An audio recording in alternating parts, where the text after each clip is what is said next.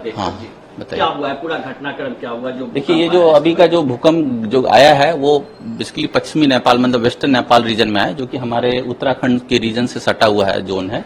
और ये जो अर्थक्वेक जहां आया है वो हमारे जो दो प्लेट्स हैं, जो इंडियन प्लेट और यूएसएन प्लेट, उसकी कोलिजन बाउंड्री पर आया है। और अगर पास्ट में भी अर्थक्वेक देखें तो यहाँ पर नवंबर में भी अर्थक्वेक आ चुके हैं, अभी रिसेंट में जनवरी में भी आए हैं, दैट इज 6.3 मैग्नीट्यूड का अर्थक्वेक था, ठीक है, जो कि दिल्ली में भी फेल्ट हुआ। अभी का जो अर्थक्वेक आया है वो अगर यहाँ पर आप मैप देखेंगे तो ये जो है 6.2 का है, जो कि बहुत सैलो डेप्थ पर था, मतलब 5 किलोमीटर डेप्थ पर आया अर्थक्वेक ही आया है, जो कि 14:51 पर आया। और अभी तक इस अर्थक्वेक के आने के बाद, क्योंकि जैसे बड़े अर्थक्वेक आते हैं उसके बाद उसके आफ्टर शॉक्स भी होते हैं, तो ये अर्थक्वेक जो अभी आए हैं उसके अभी तक हम लोग 2 आफ्टर शॉक भी रिकॉर्ड कर चुके हैं इस रीजन में। जैसे आप देख रहे हैं रेड वाला जोन देख रहे हैं, ये 2 आफ्टर शॉक उसी रीजन में 10 किलोमीटर के अराउंड में आ चुके हैं। और जैसा कि मैंने पहले ही बताया कि ये कोलिजन बाउंड्री यहाँ पर अगर पास्ट में भी देखें तो बड़े अर्थक्वेक आ चुके हैं, जैसे नवंबर में आए हैं 5.8 के, 6.2 के जनवरी में आए, और ये भी जो है ये 6.2 का फिर ये अर्थक्वेक है। ये सब जितने भी अर्थक्वेक हैं ये सब वेस्टर्न नेपाल में कंसंट्रेटेड है। और एक कोलिजन बाउंड्री जहां स्ट्रेस बिल्डअप होता है और एनर्जी जब स्ट्रेस बिल्डअप होता है तो अगर उसकी जो रॉक की कैपेसिटी होती है उसकी बियॉन्ड जाती है तो वो ब्रेक होता है, और ब्रेक होने पर अर्थक्वेक आते हैं। तो जैसे हिमालयन कोलिजन बाउंड्री अर्थक्वेक आते रहते हैं।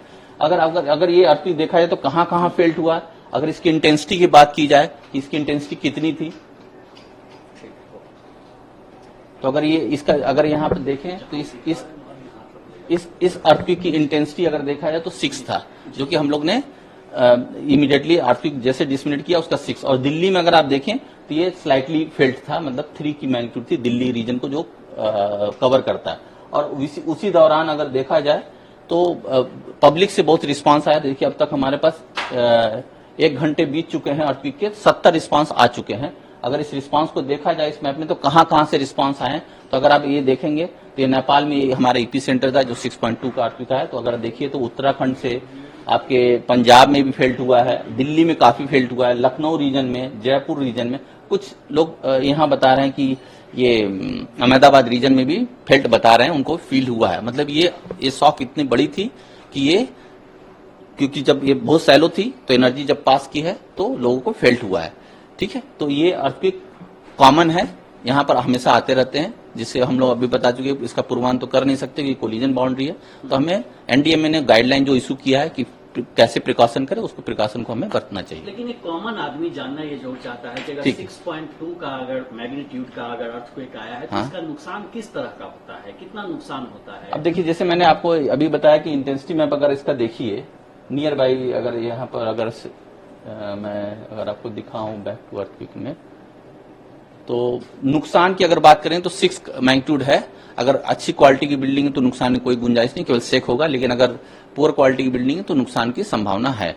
अभी इसका जैसे रिपोर्ट अगर हम ये बता रहे हैं, यहाँ पर अगर हम देखें कि अगर ये देखा जाए तो 6.2 का अगर इंटेंसिटी मैप देखें हम आपको बताएं तो ये यहाँ अगर इसका लीजेंड देखें तो ये बताता है कि 6 का मतलब स्ट्रांग है। तो स्ट्रांग में जनरली क्या होता है कि बिल्डिंग में क्रैक्स आते हैं, बिल्डिंग फॉल नहीं होती है। 6 का मतलब ये है, अगर काफी अगर डिजास्टर होगा, ड्वेल होगा तो बिल्डिंग कोलैप्स होती है। तो 6 का मतलब बिल्डिंग में क्रैक्स, दरारें आ सकती हैं। और फेल्ट काफी देर तक, अगर पास में है, इसके पास है तो काफी देर तक फील होगा। जैसे दिल्ली में अभी हमारे मंत्रालय में लोग जैसे पैनिक किए तो मतलब 10 सेकंड 15 सेकंड का फेल्ट हुआ है। तो यहाँ पर कोई जान माल का नुकसान की संभावना बहुत ही कम है दिल्ली में, क्योंकि दिल्ली से 400 किलोमीटर दूर है जी। और जो भूकंप है ये क्या फिर से इस तरह के 6.2 मैग्नीट्यूड के अगर भूकंप आते हैं तो क्या इसके बाद बार बार कुछ दिनों तक रिपीट होने की भी? हाँ, मतलब आफ्टर शॉक आते हैं, आफ्टर शॉक इसके आते रहते हैं। जो अभी जैसे हमने आपको बताया कि 2 आफ्टर शॉक आ चुके हैं, तो संभावना है जैसे इसके पहले भी जो भी अर्थक्वेक आए हैं नवंबर में या जनवरी में, उसके भी आफ्टर शॉक थे, 5-10 रहते हैं, कुछ 1 महीने 2 महीने में सबसाइड हो जाते हैं। वो डिपेंड करता है कि कितना बड़ा वो जोन का कितना बड़ा फॉल्ट है, कितना बड़ा रप्चर हुआ, उस पर डिपेंड करता है। तो फिलहाल ऐसा कहा जा सकता है कि जो भूकंप आया है उसका बड़ा कोई नुकसान नहीं, नुकसान बड़ा नहीं हुआ अभी तक। तो जैसे हमारा जो रिपोर्ट है उसमें तो ये नहीं, जो इंटेंसिटी है वो नहीं दिखा रहा है कि बहुत जान माल का नुकसान हुआ होगा। अब वो जैसे जैसे रिपोर्ट आएगा वो बताए, अभी तो हम नहीं बता सकते क्योंकि इसकी जनगणना एनडीएमए करती है। हमें तो केवल अर्थक्वेक का डिसमिनेट करना है, कहाँ आया, इसकी इंटेंसिटी क्या है बताना है। तो मैंने अभी पब्लिकली बता दिया और और मीडिया। चूंकि दिल्ली और उसके सराउंडिंग एरिया में, नोएडा और आसपास के एरिया में हाई राइज बिल्डिंग है, तो उसका कितना असर होता है उस तरह के बिल्डिंग पर अगर बात करें तो? सेक फील होगा बिल्डिंग, क्योंकि ये नेपाल में अर्थ है 400 किलोमीटर दूर है, 500, तो सेक फील होगा।